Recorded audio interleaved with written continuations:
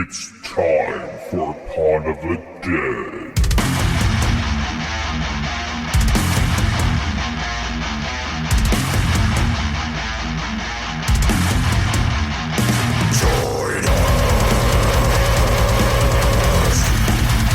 Oh, this is our 50th episode. I have to fucking do this properly. Yeah, you've had 50 chances.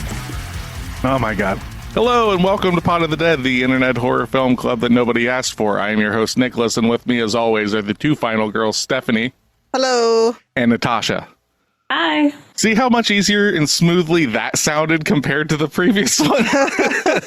Yep. On today's episode, episode 50, we've made it 50 episodes of our standard run. We are covering a film from this year. Yay. By listener demand, we are covering the movie Immaculate, Which is a 2024 American horror film directed by Michael Moen and written by Andrew Lobel. It stars Sydney Sweeney. The plot focuses on a young novice who is invited to reside at a picturesque Italian convent, but slowly realizes the terrifying secrets it harbors. So this movie is in the, there's a very specific style of film that this movie is.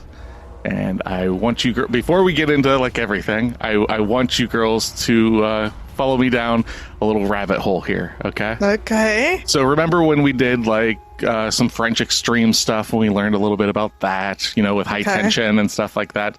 This film is what is considered an exploitation film. Okay. Specifically, Really? a nunsploitation film. Okay. So an exploitation film is a film that tries to succeed financially by exploiting a trend, niche genre, or lurid content. Exploitation films are generally, now these are all generalities, lower quality B movies, though some set trends attract critical attention, become historically important, and even gain a cult following. Now, a nunsploitation film, the main conflict of the story is usually of a religious or sexual nature, such as religious oppression or sexual suppression due to living in celibacy. These films, although often seen as pure exploitation, often contain criticism against religion and in general, and the Catholic Church in particular. Indeed, some protagonist dialogue voiced feminist consciousness and rejection of the subordinate social role. Many of these films were made in countries where the Catholic Church is influential, such as Italy and Spain. Okay. So the elements of religious guilt allows for lurid depictions of mortifying the flesh, such as flagellation, Yeah. and painful masochistic rituals. The Mother Superior is usually a cruel... it wasn't me. Someone just did that. It was Tasha. Where was I? Enforces strict discipline. The Mother Superior is usually a cruel and corrupt warden who enforces strict discipline and often lusts after her female charges. An equally sadistic priest is often included to add an element of masculine menace to the story. Does this kind of sound like the film that we watched a little bit? Yeah. Sure does. It does. Yeah. And it hits a lot of nails on the Yeah, head. it really does. Yeah. So yeah, nunsploitation is like exploitation films can be all sorts of things. It's literally the whole idea is to exploit something. It's like what would it be like? Whether it could be sex, it can be just pure violence. So for a nunsploitation film, it's like, let's take a nun. What is macabre? What in that situation can we exploit? And that's kind of the thing. So before we watch this film and everything, what is your girl's history with it? I knew nothing about it. Nothing? Nothing. I think you maybe had mentioned that it was a nun horror movie on the last podcast, but other than that, I don't think I even remember seeing previews. Okay. So I went in completely blind. Good. That's a good thing. I already knew most of this movie ahead of time, only because Mr. Nicholas here and our daughter Maya went and saw the movie in the theater, and then they proceeded to tell me everything about it afterwards. So I already knew, especially from her, afterwards, like that, you know, we'd probably cover this because they both seem to enjoy the experience Don't say together. Anything. Yes, we enjoyed the experience. You did, yeah. And she's the one that suggested the movie for the podcast because she really liked it, and she likes the actress that's in it, Sydney Sweeney. Mm-hmm. And so that's my experience with it. I had seen a few previews to it, and that was basically it. So if it wasn't for them, I wouldn't have known anything either. I want to say that I'd seen a trailer for it, and my preconceived notions were I saw it and I was like, oh, it's a Catholic horror film. I'm good. Like, Right. I've seen a million of those. There's a lot of those that have been coming out the last few years, especially like Exorcism and all those kind of ones. Yep. Yeah. But I have the rule in the house that if you want to watch a horror film that's in theaters, let me know and I'll take you. That's just what it is. So, to my surprise, our not horror fan daughter Maya comes is like, Nick, can we go see Immaculate? Because she loves Sydney Sweeney. And I was like, sure, whatever, we'll go see it. I expected nothing from this movie, right? So we go and watch it, and like in the opening, literally the cold open of the movie and stuff, not going to give any spoilers, something happens and I just look over at her and I just go, what kind of filth did you take me to? And we continue to watch the film. But yeah, so that was I did see this in theaters back in, I think it was March when it came out. So she instantly got a hold of us when it hit Hulu and was just like, hey, it's on Hulu, you guys need to cover this. And I'd already had it on the list for the year, like later, I think it was like maybe in December or something like that, because I was like, oh, Christmas time. Christmas time. Yeah, great movie for that. Gotta keep it spooky all year long. Yeah. But yeah, so we just pushed it up because, why the fuck not? Hopefully, people get a chance to watch this, like this pushes them to watch it. Yeah, that's true. Stuff like that. So This is one that I wouldn't have watched had it not been for the podcast. So. Really? Because initially, like you see it, and especially like you girls particularly, if it deals with, and not saying that it deals with this, but it's like, oh, it's Catholic, possession, nuns, whatever, Right. All this stuff. I'm good. We've done that. I'm good. And you girls have voiced that, right? Yeah, we've watched quite a few that similar movies. But so this film, what do you think its budget was? Well, it is a big name that produced or made this or released it or something like that. Not really. I can give you a little bit of information about that. Maybe it'll help you kind of go with that. Okay. So this movie was saved from development hell. Sydney Sweeney screen tested for this film back in 2014, but it failed to materialize. Years later, she became a producer, reached out to the writer, acquired and revised the script, found a director and financiers, then sold the film to Neon. Now, Neon is the company that put this out. Neon is an American independent film production and distribution company founded in 2017. And as of 2000, where was it? Was made in 2017, and it was co-founded by the Alamo Drafthouse Cinema chain. So if you've ever heard of that, they have produced quite a few films, some of which we have actually covered on this podcast. But their first film was Colossal in 2017. They released Parasite that won all sorts of awards. Yeah, a lot of awards. Possessor, Billie Eilish, The World's a Little Blurry, which is a documentary about her. Pig, starring Nicolas Cage in 2021. Yeah, we saw that. And Infinity Pool from 2023. Oh, okay. So they haven't been around a long time, but they're starting to get this. They're almost like the new A24. They're starting like they're the other one. Moving in. Okay. Yeah, it's like, oh, you got A24, and it's like, you like A24 films? Maybe check out Neon. Not because they're the same, but they are like independent, trying some different things. And you're going to start seeing directors that have done stuff for A24 putting films out through Neon. Specifically this year, I believe Nosferatu, which is from the director that did The Witch and The Northman, Frankie Edgars, I think is his name. That's coming out through Neon, I believe, later this year. So you're going to see a little of that cross-pollination and stuff. Okay. But with all of that, what do you think its budget was? 2.5. 1.5. $9 million. Oh, holy Wow. shit. So she raised a lot of money. She did.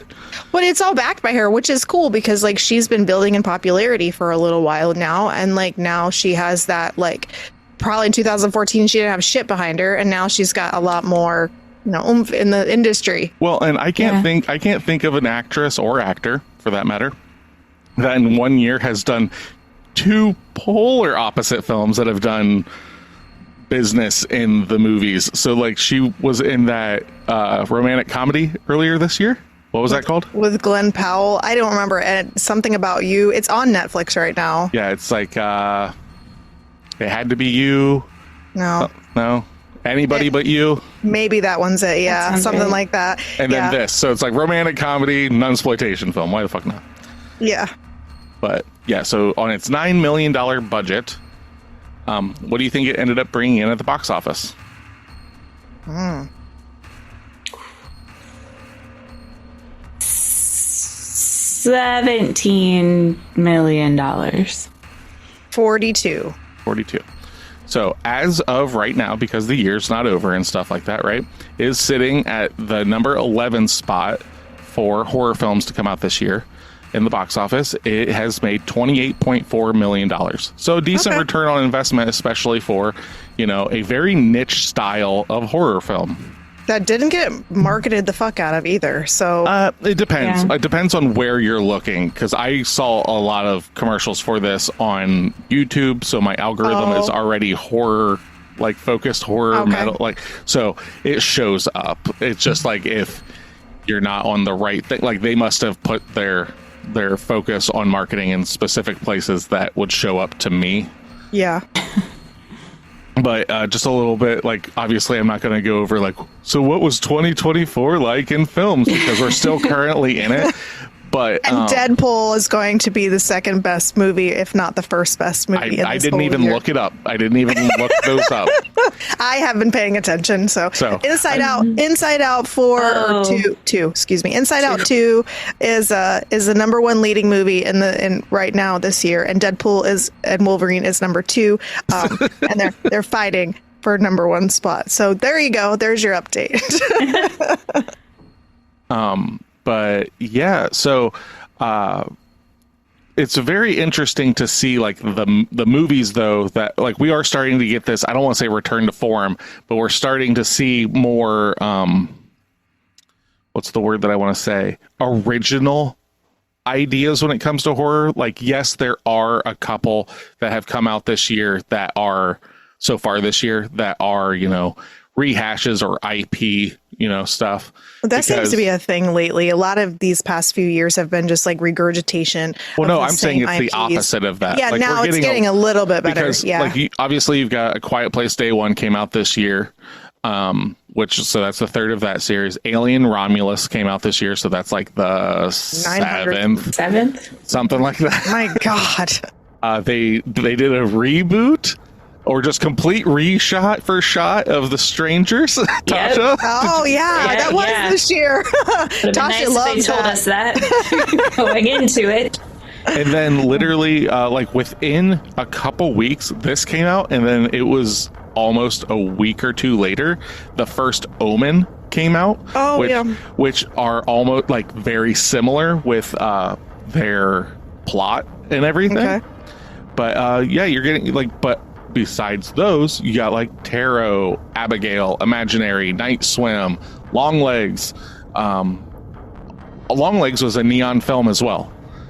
cool. So, I'm not going to talk much about long legs because we'll be doing an episode of that by the end of the year, more than likely for my birthday.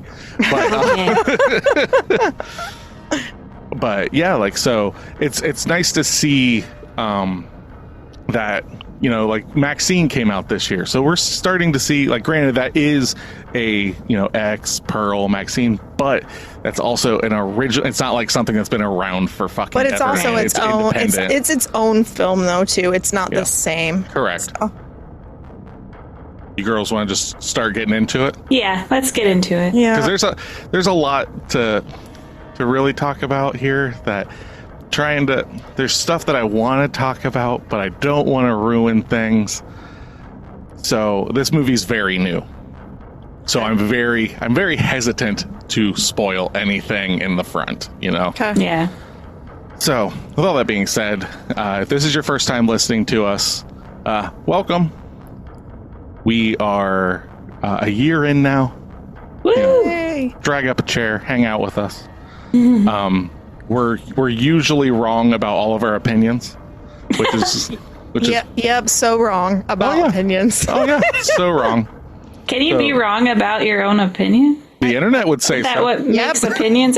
That's And not a fact? Go talk to the internet. They would say no. You are not allowed to have your opinion. correct. Gotcha. Okay. These are facts because I saw it on TikTok. But so what we do here is at the end of the episode, we're going to give out homework for next week's episode. So you have time to watch it. Did you just say okay? Who said that? I did. I said You okay. know the rules. I'm following along like a listener. Okay. So we give out homework at the end of the episode. Okay. Oh my God, I'm going to strangle you.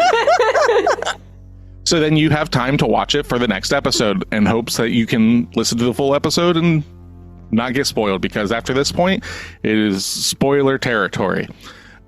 If you don't care about spoilers, stick around and listen. But at the end of the episode, we will be giving out homework. Also, by the time that this comes out, I believe that we will have a Patreon that's going to be up and going. On that Patreon, you'll be able to view the full videos of these podcasts. There will also be exclusive content, video content on there, specifically one video podcast that Natasha and I have started. Tasha, would you like to explain what that is? Sure. It's called Serious Pasta for Serious People, where we read creepypasta to each other, and it can be great or it could be garbage, and we don't know until we're already in the middle of it. So. Because we go into them blind. Yeah, so come along for the ride with us. Oh man, episode 1, not going to give anything away, but episode 1, it's interesting to see like where I'm going, man, this is very well written. And then the second half of the story happens, and I'm not sure that was the same author. It's very twisty and turny, and yep. And you should be able to find us on Patreon at patreon.com/potofthedead666. So I believe it's $5 gets you all of that content. All of those monies that you give us, those sweet, sweet, delicious monies, will go into helping host this podcast and upgrade things, and really just kind of make it a little easier for us to give you better, more focused, better sounding, better looking content. So we appreciate all you listeners that have been listening to us for the whole year. We've got listeners here in the States. We got some people in England. We got some people in Australia. We've got people all over the world that actually do listen to us. So thank you. And here's to many more years. Maybe, I don't fucking know. Maybe you girls will just be like, you know what, Nick, I fucking hate horror films. Stop doing this to me. We'll do this for as long as people are listening. Yeah. That's very true. So, without any further ado, let us talk about Immaculate. If you'd like to be part of our horror film club, make sure to follow us at Instagram, Threads, and Facebook at Pod of the Dead. All of our episodes can be found at podofthedeadorelse.com or wherever you stream music and podcasts. If you have movie recommendations or questions for us, email us at podofthedead666@gmail.com. Don't forget to leave us a 5-star review. Or else.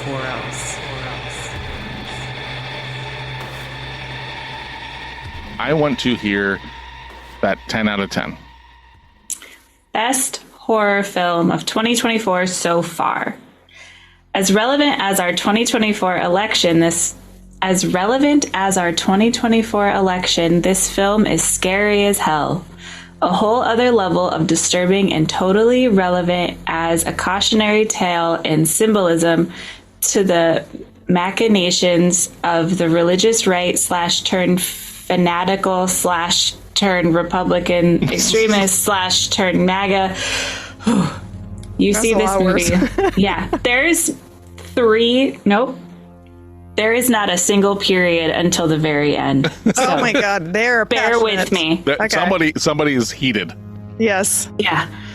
You see this film and you get a feel that they have symbolically neatly packaged all the crazy stuff happening in a neatly packaged, most disturbing motion picture. And for those waiting for the second coming of Christ or for the world to end, this movie should give you a glimpse at all the begging and pleading for that to happen for many religious fanatics and been dreaming of that moment. Now you can see it on celluloid, so you can watch as many times as needed, so you can rehearse for the big day. Cheers from the dark side. Best horror film of 2024 so far. Great job, Sweeney. Yeah. Okay. Ooh. It would have been helpful if there's some periods in there. They knew how to use the backslash, though, it sounded. They did. They really wanted to make sure we knew exactly the type of person they were talking about, which I mean, it's not where my brain went. What's that? The symbolism of the religious right / turn fanatical / Republican extremist / turn MAGA. I totally got the religious component, but to take it from the religious component all the way to politics. I was about to ask this question anyway. I did 100%. That was after we watched the movie. I was like, this is so relevant. How much of this film is very real, like very in your face about like post Roe v. Wade? And then this is coming out and the first Omen's coming out. So you didn't pick up on that, Natasha? No. Oh I my picked up God. on it. I'm very in I've been following the politisphere a lot lately, but I think because of just this movie is plopped in that. I don't think of movies that way as reaching a lot of times to the climate that's happening outside of the movie. I'm telling you guys, we clearly, like I've said before, we don't watch movies in the same way. No. I am in this movie. I am present watching this hour and a half film in Italy. Oh yeah, but my thing, and I'll definitely let Steph talk in a second, but my thing is just, it's very obvious in the sense of, this woman is being forced to give birth and she doesn't even want this. Just not one woman, multiple women. But that's, to me, I didn't take any digging. Like, just seeing it, it's like, oh wow, this is, what a time for this film to come out. Like, that's instantly what, like, when I was in the theaters watching it with Maya, I was just like, wow, okay, this is definitely going to strike some nerves. But all right, I'm going to let Steph take the floor for a second. Yeah, and then I'll read my review. But this, as soon as we were watching this, I was like, so we have Roe v. Wade overturned, and now they're making this movie, right? Because that would be in that same time frame where they started bringing it out right around that time, and then they would be releasing it in 2024. And so I was like, so we're focusing on a woman being forced in, like, literally being raped, or however you want to look at it, sexually assaulted, to be forced to be pregnant, has to carry it to term, Like she's required to carry it to term. She can't see a doctor, all this stuff. So it's this oppressive thing which is very much akin to what's going on with the overturn of Roe v. Wade, especially in the Republican states, because because we voted for it, we have abortion rights, but a lot of the other states don't. And so she's kind of in this world of like, she doesn't want to be pregnant, but she doesn't have a choice. And she doesn't understand how it happened, because obviously they drugged her and did all this other stuff. And yeah, it definitely has that like whole forced pregnancy, required to do what they tell you because it's religious fanatics. And so when that person made that review, I was like, this is exactly like, they're kind of showing us this, but they're doing it in a way, in a religious focus, because it's a horror movie. But yeah, 100%. That's exactly what I took from this movie. And mine was, it's the Catholic Church and Immaculate Conception as a thing. And that's where my mind went, was just like, that's the trope that they're playing on. Okay. Yeah. Well, yeah, it's in the name and all that. Like, yeah. But like, there was a scene in this movie, and then we'll get to your 1 out of 10. There's a scene in this movie that it just goes like, they do not care about the human. They only care about the baby. Yeah. Like, you can see her just deteriorating, and they don't care. Like, it's not. But that is so much the American Republican viewpoint on it. It's like, the baby only matters when it's in the womb. Once it's there, then we don't want to help them. We don't want to help the mom. We don't want to do any of that. Fuck it. Yeah. So.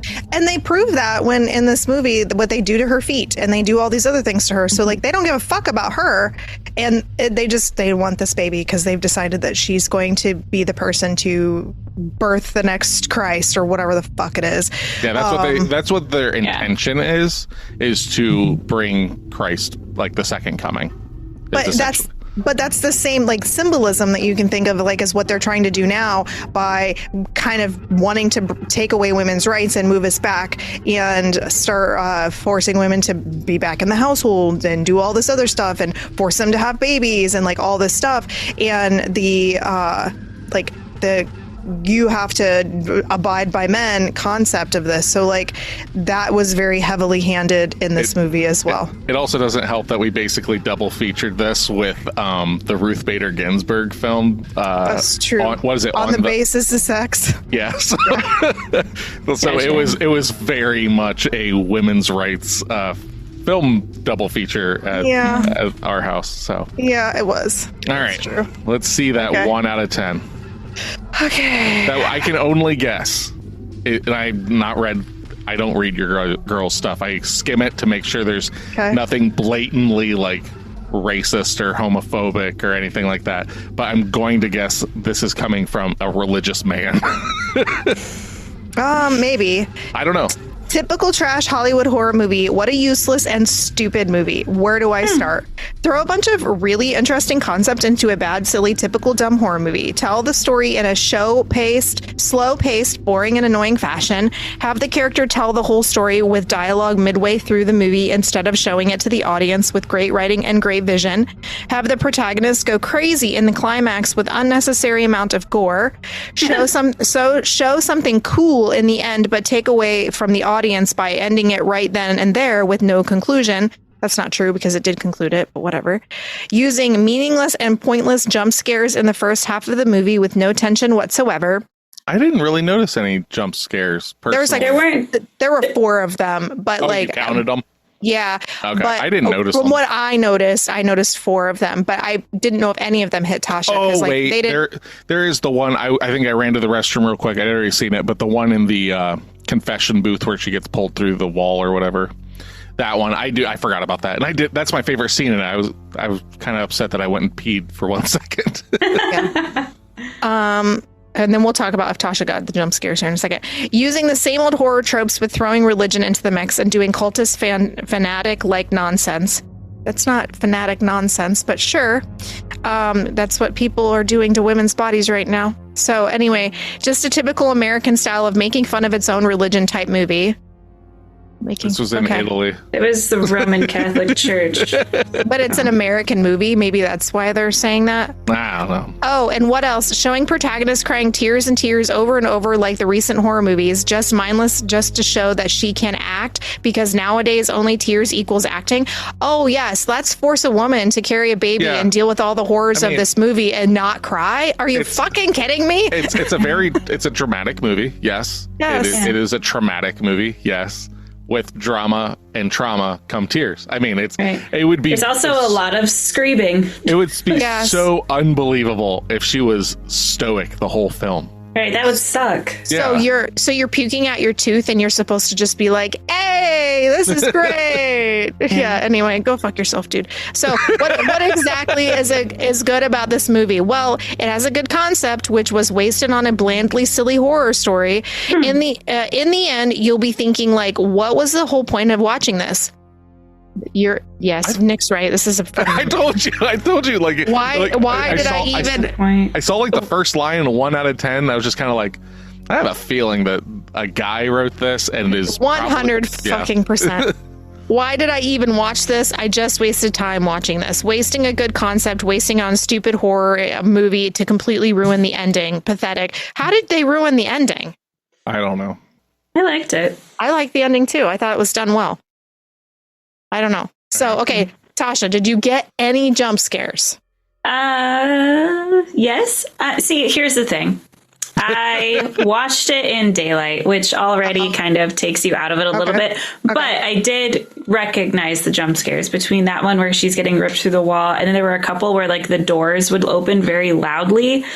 So I knew where they were. I just didn't get like shocked out of it. Got you. But yeah. I think the one in the catacombs was kind of like that one was cheap. cheap. For that one. Yeah, that was I think cheap. if the eyes would have been closed, it would have hit a little differently, but having like the wonky eyes just kind of made it seem like a prop. Yeah. Oh, are we talking about her friend being dead? Yeah. Well, yeah, and she's like staring at her. I already knew that was going to happen because they just set that up that way by showing us at the beginning and then showing us this area that she was running through. The catacombs were actually a really cool shot, though. Like that was neat because I wasn't sure if they were going to show us that, and then they did, and I thought catacombs are like one of my number one like scary areas. Like there are films like As Above, So Below that like I know a lot of people shit on that movie, and some people love it. I'm in the latter category. I like it. But it's because it's set in like the real catacombs below Paris and stuff like that. And like that shit's creepy as fuck. And like that's where like, you know, they get down to the catacombs in this film. And I'm like, whether I think this movie is creepy or not or anything, once we get in that setting, I'm like, ugh. And that's kind of how I felt about the movie as a whole. I'm not a huge like exorcism or like Catholic Church horror movie fan, but this one, the style of it, I feel like was different enough, at least for me. The music, the setting, everything like that, and the fact that she was in it and not an outsider, correct. I think played very, very well. And it was eerie. It was eerie in a sense of like Midsummer, where you're in this beautiful location, but nothing is going right. And I really liked how that style was played through the whole movie. Well, and like the atmosphere that they built between, you know, the catacombs, the wandering, it's not a monastery, right? What do they call it? It's a convent. And earlier I called it a coven, so my bad. It's all the same. It's fine. The opposite. Convent, you said is what it's called? Yeah. Wandering it at night with the fucking like the fucking candle and stuff like that, and like that, like they did that perfectly, where she's like in a room and you're seeing like candlelight, like someone else walking through and everything. Now, does that make me like or anything like that? No, it didn't. It didn't work for me in tension. Like this movie. Okay, I think I said this to Steph when we were watching it. This movie is not scary to me, but I can only imagine how horrifying this film is to women, especially right now.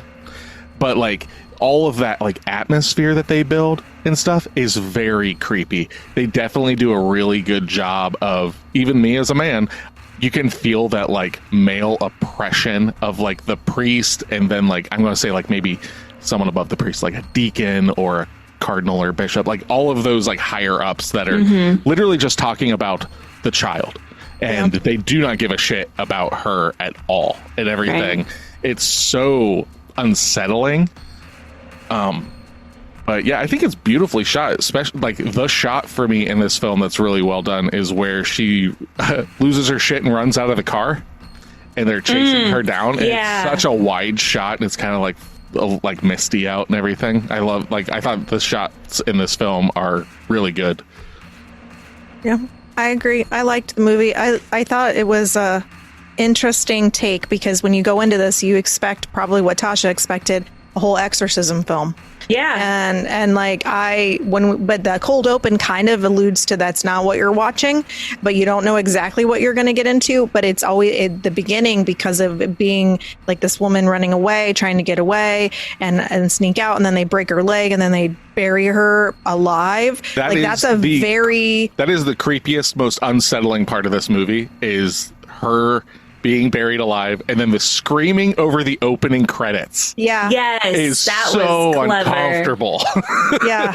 Yeah. And I liked how when she was hitting the top of the casket or whatever, you're seeing like the dirt. Yeah. So you don't forget that she's buried alive. You just keep seeing it hit her in the face. Ugh. If they would have kept up with that, this movie would have been unrelenting on me because I'm a claustrophobic person. So that's why like catacombs and stuff, like that's why all that shit bothers me.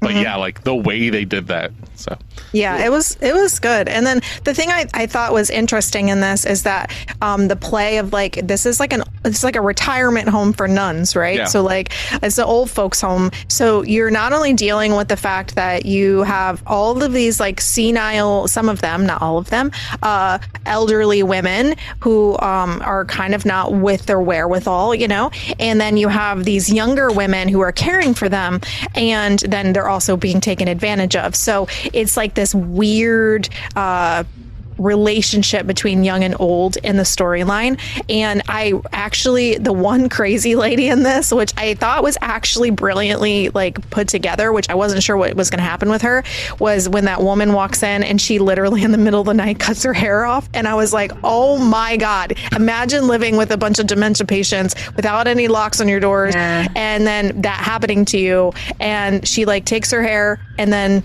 she like goes, and later on in the movie she like protects her kind of and gives her hair back in the form of a doll, and she calls her a saint. And like I was like, it was very eerie and creepy, but also kind of like, oh well, she actually was like, she worships her in a weird way is what I took from it or something.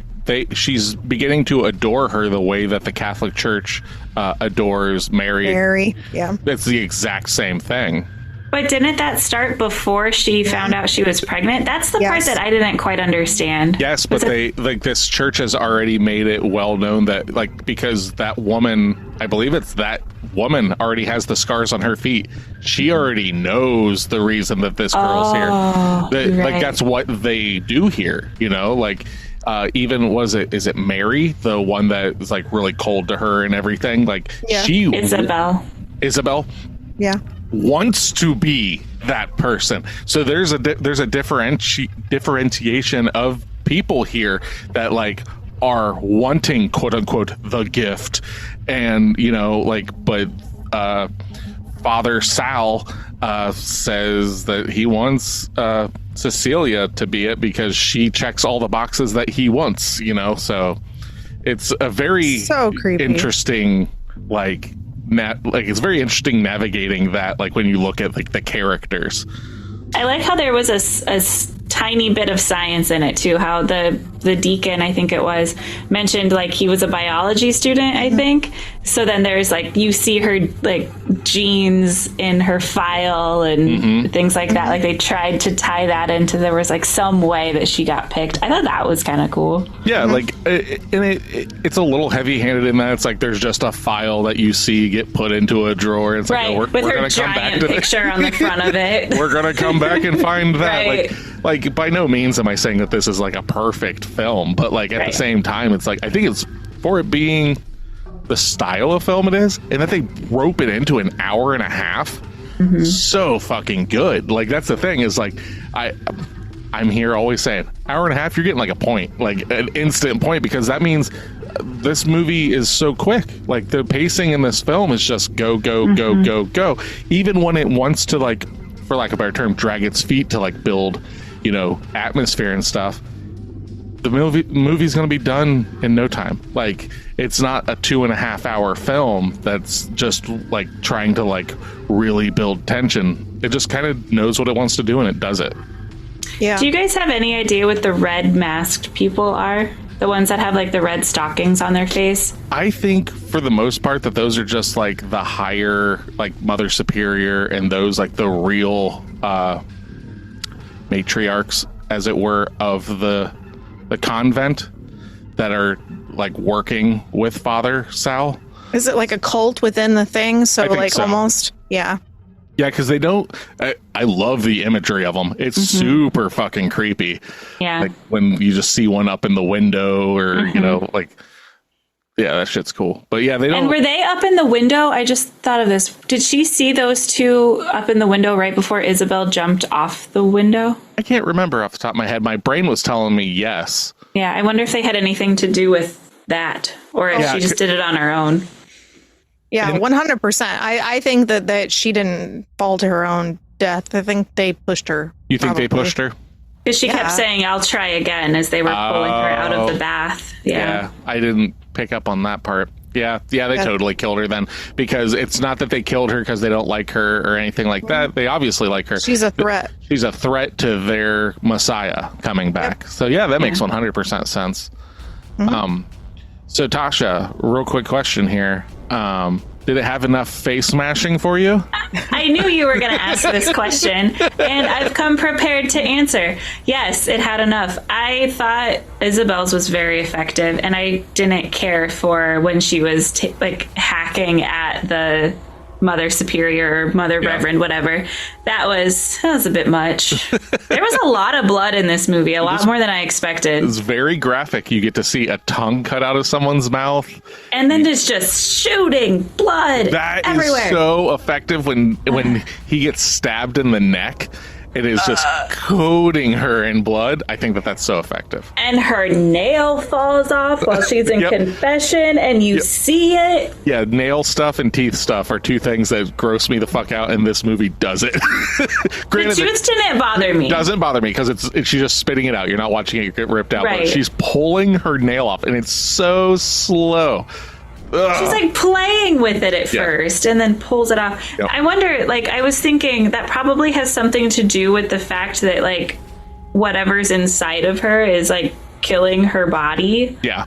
Well, because they make it very well known that it is not the Messiah. Like, I mean, they don't make it very well known. Clearly, it's not the Messiah. It's the Antichrist is what is being born. So that is kind of like, and that was the thing that I liked about this movie was they never really, at least I didn't catch on, they never really alluded to it being like an omen. Well, I feel like that's how Rosemary's Baby is. Yeah, it is. The thing that draws the line, like that I'm able to say, yes, it is the Antichrist, is there's the writing behind the mirror or picture or whatever. That is an excerpt from the Bible that says that the devil will mask himself as an angel of light and stuff like that. So that could be either a reference to the Father. Yeah, that's what I took it as. Same here. Or that it's talking about, and if that is the case, that he is facilitating the birth of the Antichrist, right? And I saw it as he is not doing this. He's doing it for his good, supposedly, but like this baby, whether or not it's a human, a clone, the devil, it's still born out of somebody not wanting it to happen. So regardless, like, so the guy that's doing it is doing it against the mother's will. Yep. Where he's still the bad guy, but he's kind of presenting himself as the good guy. Because I saw it as like nobody else in this convent really knew how she became pregnant, how it happened, except for the three people that she then killed. Everyone else is just like, oh my God, you're basically Mary.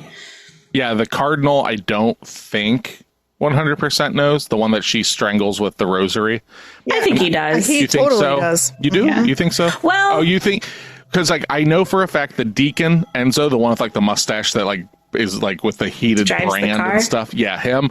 Obviously, he knows. Obviously, the father knows, and like the mother superior. Those three Yeah. know. Like That's you'd true. have to think Maybe that those three know. he doesn't know then. But the other one where he keeps asking if she's ever slept with anyone. Correct. Yeah, because like he doesn't know. Like I think that like father and deacon and mother have all just like kind of duped him in a way, you know. that's true. But my favorite thing was like, well, what? Like, she didn't want this to happen to her. And he was like, well, God didn't stop us or whatever. And I was just like, yeah. And he also doesn't stop you from getting fucking murdered by this lady. Cause she fucking just like, that's what I liked about this. This is like hey, I'm going to take advantage of you. I'm going to literally force you to carry the Antichrist or whatever you're carrying. And then she's like, fuck you. I'm going to get my end however I choose to. And she takes it into her hands. So she's like it's like a revenge film. Nick was like, is this like John Wick for women? And I was like, pretty sure John Wick wasn't forced to carry a fetus and against their will and like, you know, all that. He's like, well, yeah, but what about the dog? And I was like, dude. A man's dog is like a woman having to carry a fetus. Fur baby, right? It's fur babies. Apparently. And if you look in the background in the final scene, right, you do see the baby, right? And we'll get into that in a little bit. It looks kind of furry. Just saying. No, it doesn't. It's dark. It looks a little furry. Like it doesn't have legs. And its coos sound very beastly, doggish. Yes. Yeah, that's true. Just saying, very John Wick-esque. Oh my God.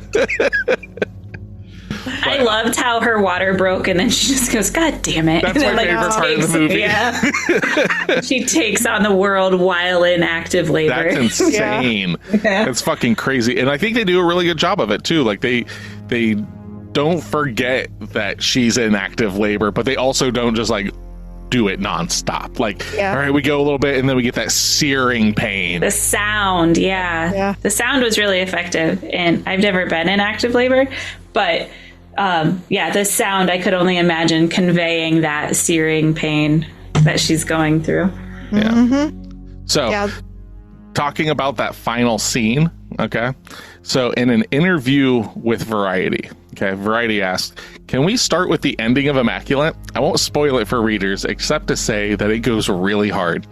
I want to talk about the riskiness of it and how far you go in your performance. It seems like you almost shred your vocal cords screaming. It was beautiful.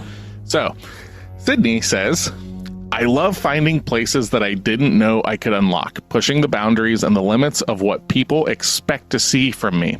I wish that I had a formulaic answer for how I did it, but whenever a director calls action, it's just like a switch, and I allow all of Sydney's thoughts and feelings and emotions to disappear, and I am now whatever character I'm playing. I'm Cecilia at the moment.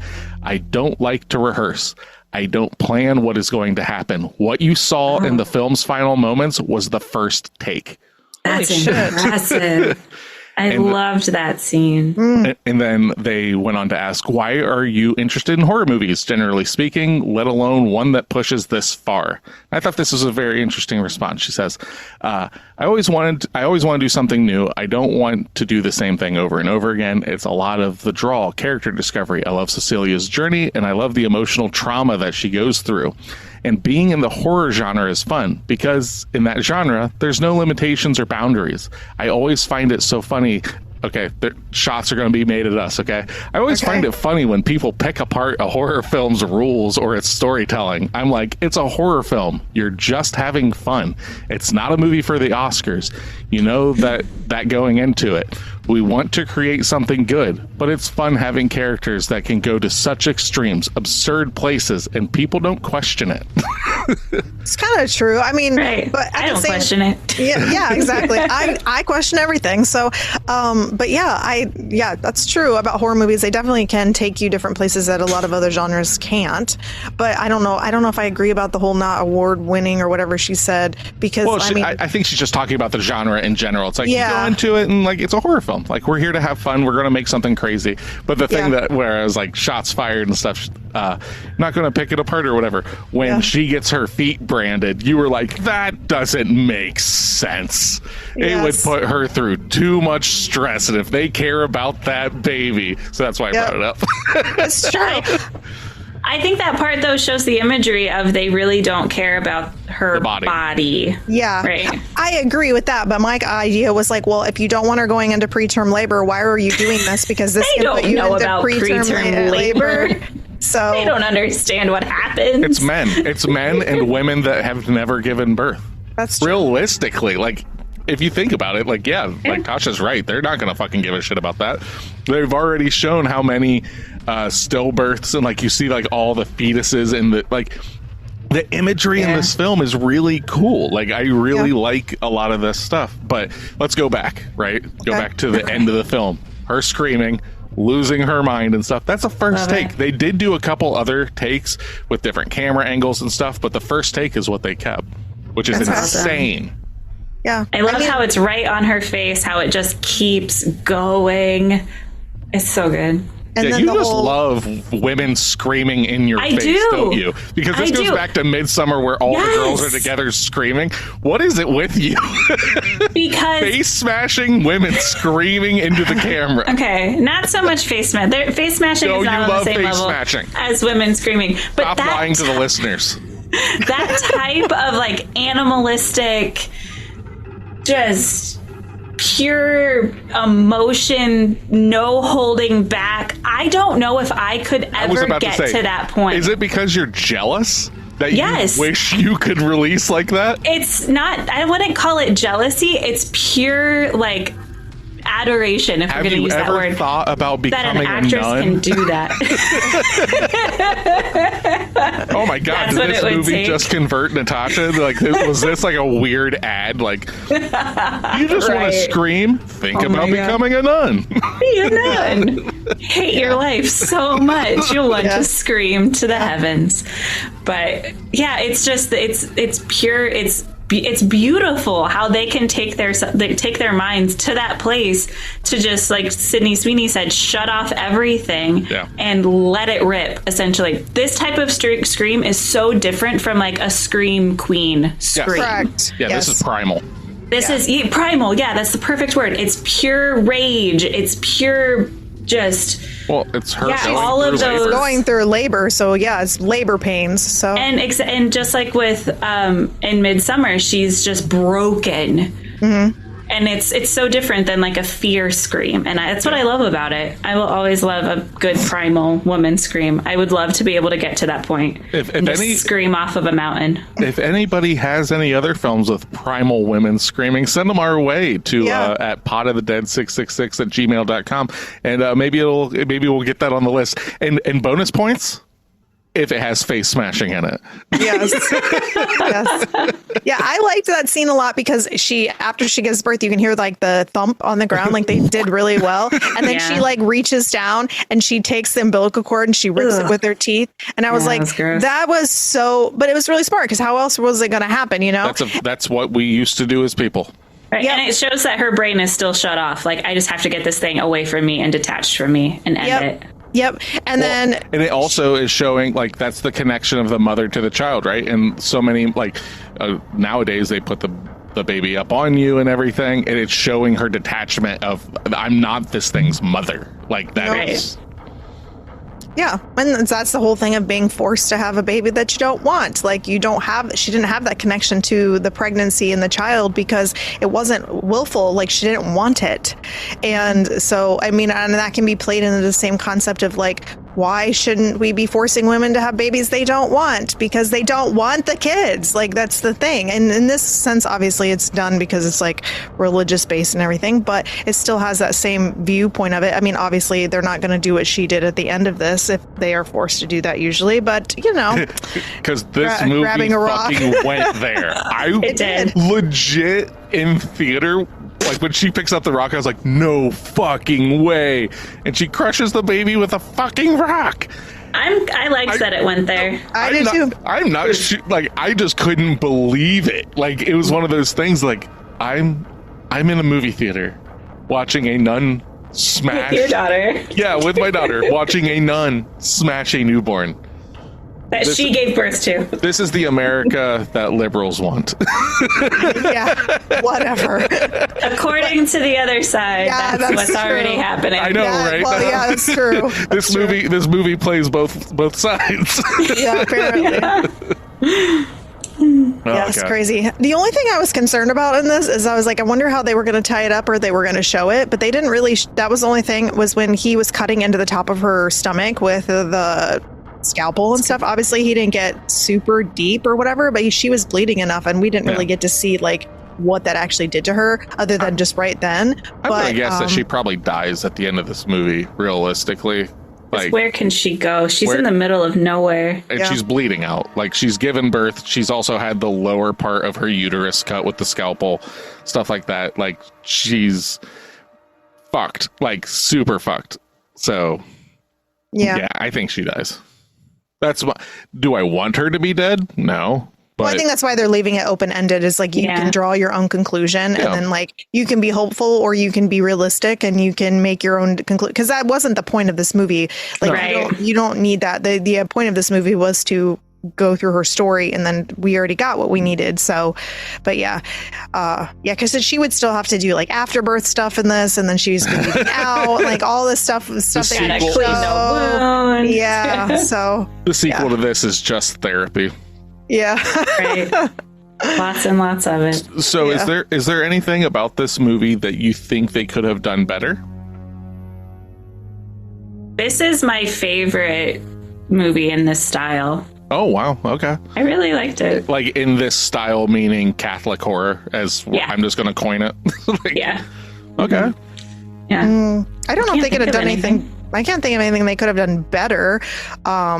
Like in the sense of like, if you were to like, if someone said, "Hey, making a Catholic horror film, whatever, blah blah blah," and this is brought to the table, it's like, yeah, fuck yeah, let's do this. Like, just kind of putting yourself in the producer's chair or something. Like, did it need more expository dialogue? Did you The feel only that thing it had too many was there too much ambiguity, like any of that kind of stuff? Like, No, I thought this was a well put together, neatly packaged movie. The only thing that I question what was the necessity of it, I guess, is the idea of like she ran outside to go. She like was out at night going through, and then she heard her friend screaming or talking or whatever, and like begging. And she goes and looks through the keyhole, which I liked that. I thought that was very like, I love when, I don't know why I like keyholes. I think it's just neat when you look through that kind of stuff. It's a different viewpoint.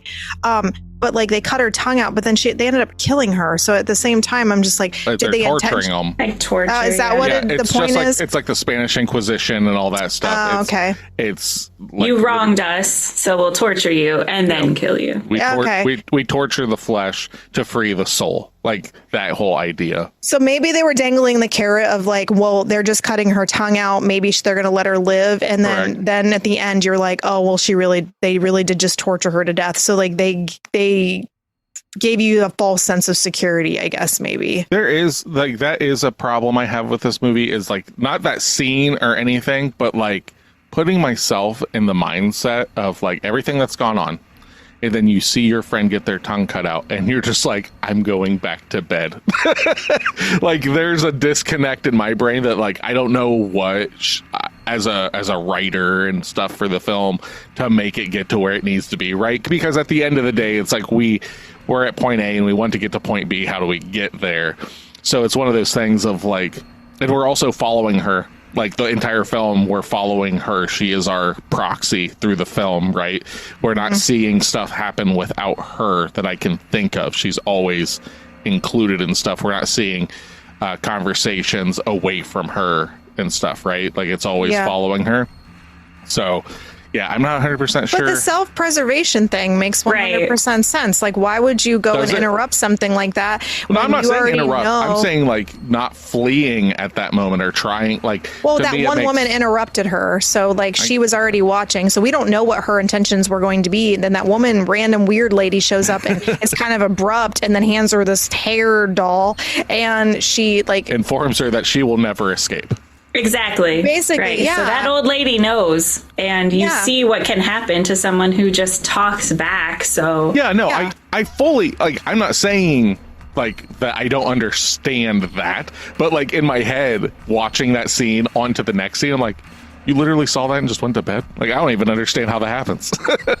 Well, I think it's like you see her character from the beginning. There's a huge character build. So like the beginning is like, I am happy to be here, and then she's very clueless as to what's going on and what's happening to her, and she is slowly investigating for herself and figuring stuff out as she gets.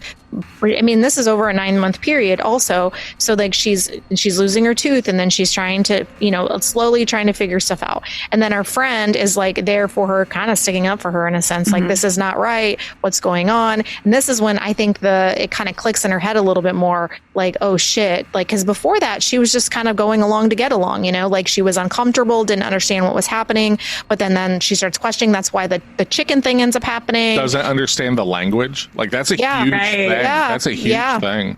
Yeah. And then, then the chicken thing happens, and she tries to get away so she can go get some, help from somewhere. And then it slowly progresses into her having to do more and more to protect herself at the end of the day. And then that even comes down to while she's in fucking labor. I mean, like, that's how long it's taken her to get to this point. And you're also secluded in the middle of nowhere. You're very oppressed. You have all these women who are like satanizing you, while these other women are the demons, in the darkness, in a sense, because like they pretend that they're one way, but really they're horrible humans.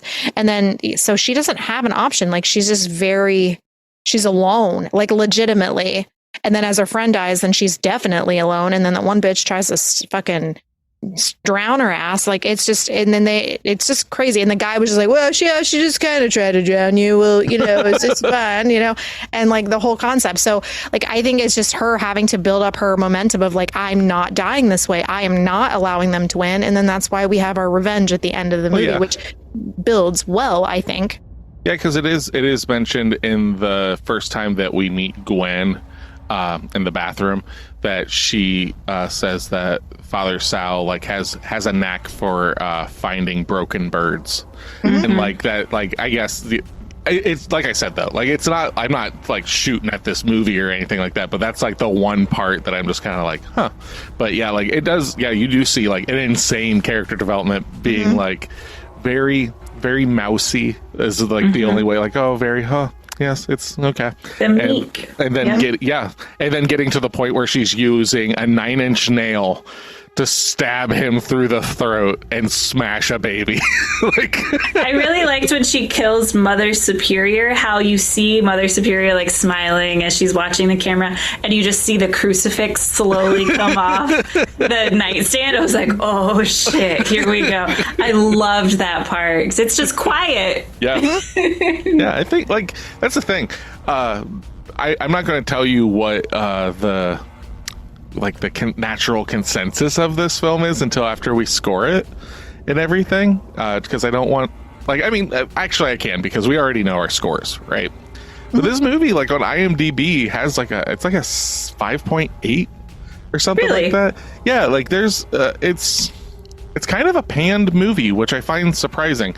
So like Tim Robbie from The Telegraph awarded the film 3 out of 5 stars, saying that Sydney Sweeney's pregnant nun horror takes time to deliver. Only at the very end does Immaculate deliver, so to speak, on some of its hinted at promises. And then Manola Dargis of the New York Times called the film a critic's pick, writing that the film is a scare fest with a plucky heroine and irreverent hot button twist and just enough narrative ambiguity to give viewers something to argue about. So it's like there's like some people are like, yeah, it's okay, like, I mean, it doesn't stick the landing or it doesn't do this, and then you got other people that are like, yeah, no, this is fucking cool. So but as we talked about before, like, we don't need a movie that's just a slasher to be a good movie. 100%. Builds so much. So like a criticism on that first criticism you gave, the ending is gory and action packed, but the entire movie, just the air of the movie is But that's what I'm just saying. Like when I saw this movie in theaters, I agreed with the 10 out of 10 reviewer from the thing that you did earlier, right? Where he's like, he or she is like best horror film so far. That's how I felt in the theater after. Granted, it was March, right? And the couple that I had seen prior to this were like Night Swim and Imaginary, and those sucked. So it was, it was boxing above its or below, whatever. It was boxing out of its weight class in a sense. But like then to like see other reviewers, like some of them, and like, critics are critics, whatever. But like from like, New York Times and shit like that, like some bigger ones just kind of be like, meh. I was just like, really? Like, what the fuck did you guys, what did you want? Because I think this movie did a really fucking good job. But how many of them were men versus women? I am curious about that. Yeah, because like you said, this is definitely a movie that's going to resonate with women and having to be pregnant against your will and all these things that are, if you are a man and you're not really into Catholic horror in general, and you're going into this maybe like I said, we were with the whole idea that it's a possession film or whatever. You can't relate with our main lady because you're not a woman, and like unless you have that mindset where you're more liberal, because that's what it is. If you're not that person that can empathize and do all of those things, then this movie definitely isn't going to be for you because you don't get it. It's like, well, why is it a big deal? Like, we're just, whatever. So like the horror doesn't really hit because you can't have the empathy for the main character. That's the whole point of this movie. Well, that's what the horror of an unplanned pregnancy in and of itself, and then having men sit there and reprimand you about it. Well, that's why I was bringing up the like bigger, like not like your Joe Schmo on IMDb, I'm talking about people that like literally like have probably went to college for film and stuff like that to become film critics for like large publications. Like it's not me, right?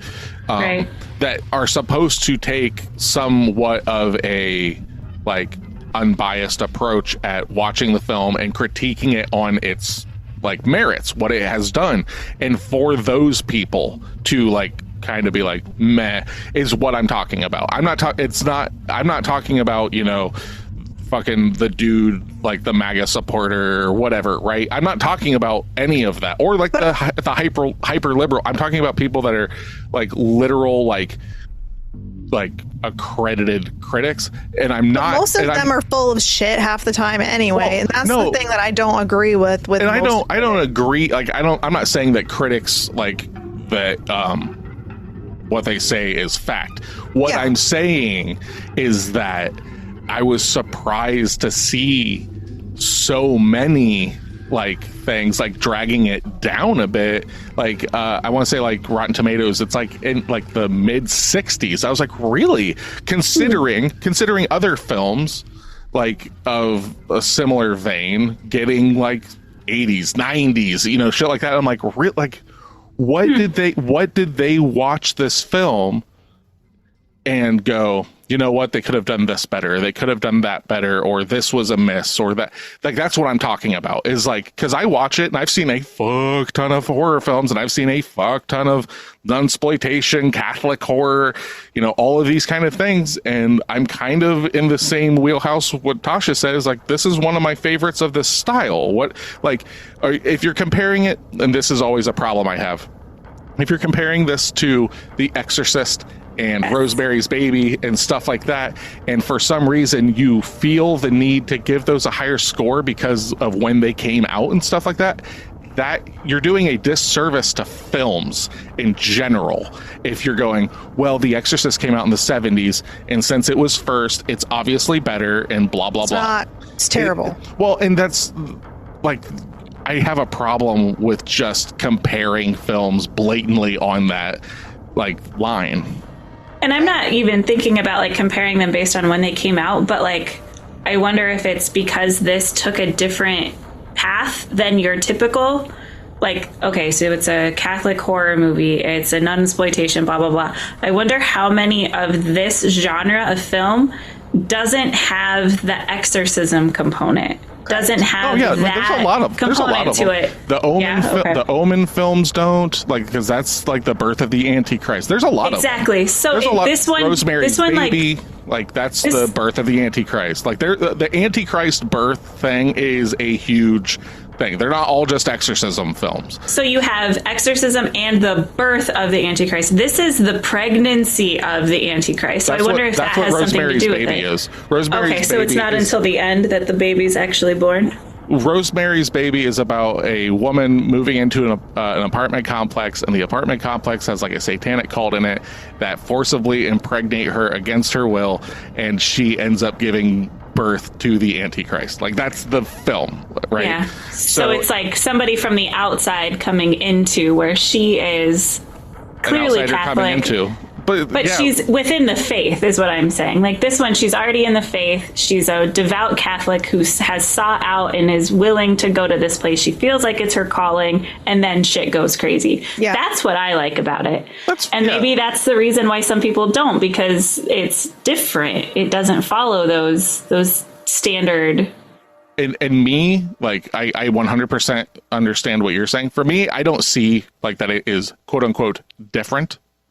Really? Against other films that have done it. I just think it did it well. Like that's my stance on it, is like people will say, well, it wasn't the first to do it, therefore I'm going to knock it. And it's like, that's not fair. Like just because Rosemary's Baby did it first in film doesn't mean it was the first to do it in stories. It doesn't mean it was the first to do, like, that's like, you're not doing art a service by being like, well, just because this came later and is touching on similar ideas, that therefore it is less than. Well, that would mean every fucking slasher under the fucking sun. Yeah, 100%. Like, at that point, media in general, correct, would not exist. Exactly. Every story has been told, every song has been written, all of that stuff, right?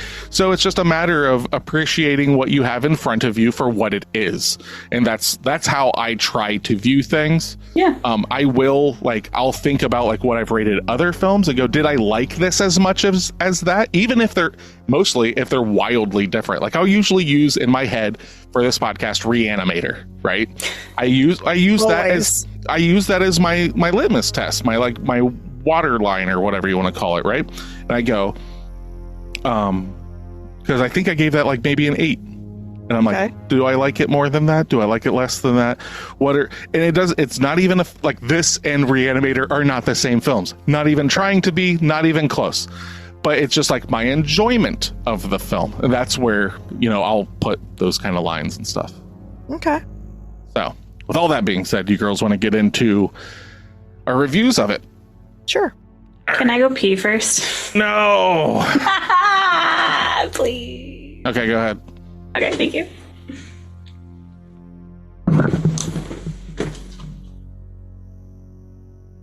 All right. So, let's get into our reviews. We're going to start with Natasha because she seems pretty high up on this. We're going to go Tasha. We're going to go Steph. We're going to let the ladies go first. Okay. And then we're going to let the man. So I'm going to guess that Tasha gives this movie an 8. And I'm going to guess a 7.5. I'm giving it a 7. That's lower than I expected. And I think, like I said, I think part of the disservice was that I watched it during the daytime. So I need to watch it at night. But this is definitely one I'll watch again. I liked it a lot more than I thought I would. Going into it, it was one like throughout the week that I forgot about and then was like, oh shit, we have to watch Immaculate. Oh, that's the nun movie. So it did really well. I really liked the sound. I liked the music, like, of the nuns, like, singing throughout the whole thing. That juxtaposition, of course, just like in Midsummer, like I said, between beauty and just complete chaos and gore is something I really like. Sydney Sweeney is amazing. I knew of her from White Lotus, and I loved her in that. So it was cool seeing her in this. Just her pure emotion was really good. The concept was good. Had this been, you knew it was a demon, blah, blah, blah, it would have been boring. If it was an exorcism, I would have checked out halfway through. So I liked it. It kept me interested throughout the whole thing. And the fact that it was an hour and a half was also nice. I know, right? See, it's because of your love of Midsummer that I thought that this was going to be higher. Honestly, That's fair. Like Yeah. I just like I see the correlation between the two. Yeah. And I'm like, oh, this is a Tasha film. She's probably going to give it here. So. I agree. All right, so Steph, I'm going again. I think you're going to give it an 8. Okay. And I think you're going to give it a 7.5. I did. I gave it a 7.5. God damn it! Yes. What, Tasha almost gets me every single week, honey. You haven't. You are just Getting it. off of it. Well, I'm sorry. I was half a point off. God damn. No, I was right on. Again, I like the reason I thought you would give it an 8 is because of its social commentary. Like I think that's what. Like I thought that's why it would be higher. But you also refuse to give films high scores. Exactly. You have to give it the Steph tax and knock it down a little bit. Yeah. Everyone knows this. I That's obviously true. don't. Yeah, you just think, oh, well, maybe this one time she'll actually. Yeah, no. Yeah, I liked the movie better than I thought I would. Maya was right in the sense of like she thought we would like it, and she really it's probably one of her favorite, if not her favorite, horror movie. It makes sense. Yes, the social commentary is important to me, but I just thought it was a well packaged movie. It made sense. It was well written. It was well acted. I mean, there wasn't anything in it that stuck out like a sore thumb that I was like, man, that's stupid, or that's, yes, there were some jump scares that were like a couple of them were kind of meh, but like I don't get jump scared anyway, but like it wasn't that abrupt or that like shoved in your face that you were like, why are we doing this? This is dumb. Like it fit with the storyline. All of it did. Like it was definitely one of those movies that the climax is at the end of the movie versus you're getting it in like, say, 3/4 of the way and then you're concluding. So you're definitely getting more of that at the end. And I can see where people are kind of like, well, what happens next? Because most of the time when you're watching a movie, the climax isn't at the very end. So this movie does have that. And I liked that. Like it leaves you on that high versus you kind of coming back down to earth. And it was kind of like eye-opening of like, oh, wow, I can't believe she just smashed a baby with a rock and then it's the end. And I thought that was really well put together. And so, yeah, I think it was a 7.5. I would watch it again because of its length, because it was well put together. And I would be interested to see what kind of things in the background that you missed the first time, because there might be some like stuff that you maybe don't pick up on. I don't know. So. Yeah, I don't know. All right. The girl's thinking I'm throwing this down. I think you're giving it a 6. I think you're giving it a 7. I am giving it a 7. I bounced between like a 6.75 and a 7. Like the reason it gets the 7 is that runtime, baby. That runtime. So there are things that I really like about this film. There's something that I can't put my finger on that doesn't make me like this movie more. Like I really am having a hard time. Like, why am I giving it a 7? Why am I not giving it an 8? Why am I not, whatever, right? Because I can't really find specific like flaws I have with it. Like I think Sydney Sweeney does really good. Alvaro Morte, the man that plays the father, I think he does a really good job. Benedetta Porcoroli, Sister Gwen, I think like all of them great. We get some pretty cool gore. We get some really like interesting kind of setting and everything. It's got the creep factor. The sound design's good. There's something there though. Does it lack depth because this movie isn't the most deep movie? Maybe it's very surface storyline. I don't think I'm going to get much more out of it from future viewings, and I think that's it. There are there's some ambiguity there, but I don't think it leaves me wanting more. I think you nailed it on the head. I think that's probably it.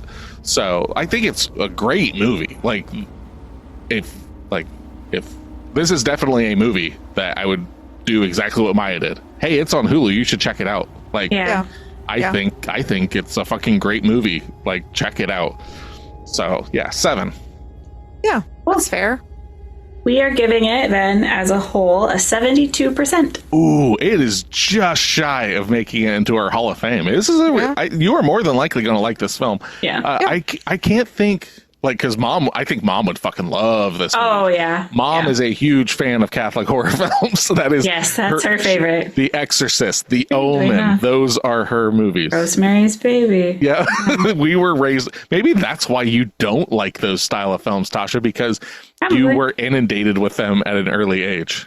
Yeah, coming from a secular family, we just watched a lot of Catholic horror movies. Mom's weird like that. Like we never really did the church thing or anything, right?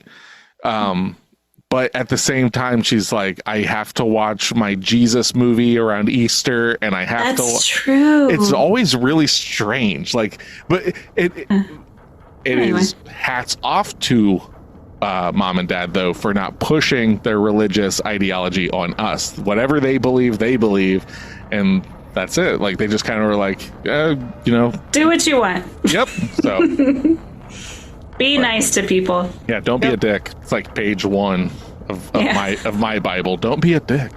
And then the book closes. Yep. That's it. Just like that. So yeah. Let's see here. For homework, we've now crossed that 50 line. Oh, yeah. I don't even know what's on our list next. Normally, I kind of know where we're going. I have no idea right now, so... I forgot. I honestly forgot what it was until I looked at the list here. So I didn't realize that this is next. So this will be interesting. Oh, no. Okay. Oh, no. It's a newer, it's a newer horror film. I believe it's a Netflix, not a Netflix original, but I think that they bought it and it's on there, right? Okay. It's called The Ritual. Oh, okay. So that is what we'll be covering next week. Okay. And yes, it is on Netflix. Yeah. We will be covering that. So we're watching another Catholic movie? No, it's not Catholic. It's not. I have seen this movie. Oh, okay. Wait. Are you sure it's not Catholic? Then there must be 2 The Rituals. Let me double triple check. Because the one I'm thinking of. Are you thinking of The Rite? Does it have Al Pacino in it? No. Okay, then 2 different movies. Yeah, no, this is The Ritual. It came out in 2017, and it's directed by David Bruckner. Okay. You will know that name, Steph, because David Bruckner is also the director of The Night House. Okay. Oh, okay. I'm looking at it now. Okay. Yeah, that's not the same movie I was thinking it was at all. I was like, the movie that I'm thinking I'm watching is this religious movie that I've wanted to see. Okay, this is not. Those pictures? Definitely not. Okay. So, cool. All right, that's what we'll be watching for next week. Definitely. Okay. All right, The Ritual. It's on Netflix. Check it out for next week. For Pot of the Dead, I am Nicholas. I am Stephanie. And I am Natasha. Come back and listen to us. Or else.